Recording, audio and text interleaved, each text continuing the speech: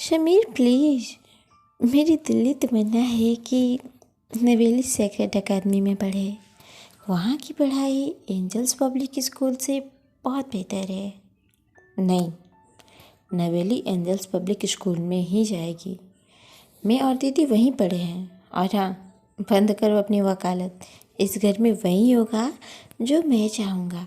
यह मेरा घर है। पति की इन दो टूक बातों से अवश बेबसी से रहना की आंखें भर आई। यूनिवर्सिटी की टॉपर, सरकारी महकमे में क्लास 1 सीनियर ऑफिसर रहना घुट घुट कर रह रही थी अपनी ही नींद में। बात बात में समीर की मेरा घर की टेर उसे भीतर तक छील कर रख दी थी। उसकी इच्छा, उसकी ख्वाहिश का कोई मोल ही नहीं था उनकी निगाहों में। वह बात बात पर उसे यह जताने से नहीं चूकते कि यह घर उनका है और यहाँ उनकी मर्जी ही चलेगी। शादी से पहले अपने हिसाब से कुछ करना चाहती तो माँ पापा उससे कहते, अपने घर जाओ तो जी भर कर अपने मन की करना। अब शादी के बाद जब अपने घर आ गई है तो बात बात पर शमीर की धौन सुननी पड़ती है। यह मेरा घर है, यहाँ मेरा कानून चलता है। तो आखिर उसका घर है कहाँ? मन की धरती डोल रही थी शिद्दत के तनाव से।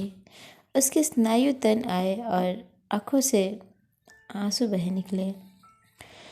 थोड़ी देर रोकर उसका जी हल्का हुआ तो बड़ी बेमन से रसोई का काम निपटा कर वह अखबार खंगाल ही रही थी कि तभी उसमें एक बिकाऊ घर के विज्ञापन को देखकर उसके मन में कुछ कौंधा।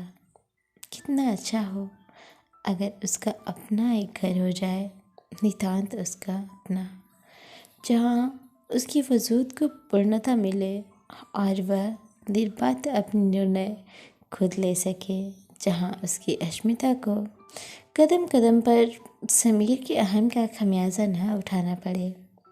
अपना एक आशियाना, अपना एक छत का ख्याल उसके अंतर्मन में अनवरत खतबताता रहा।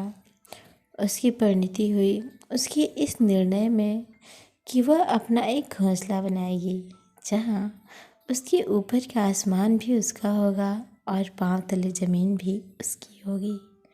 इस सोच ने उसे ताकत दी।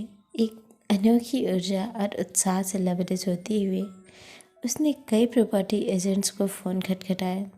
फिर पति से यह कहते हुए घर से बाहर निकल गई, समीर लौटने में थोड़ी देर हो जाएगी। आज कुछ मकान देखने जा रही हूँ।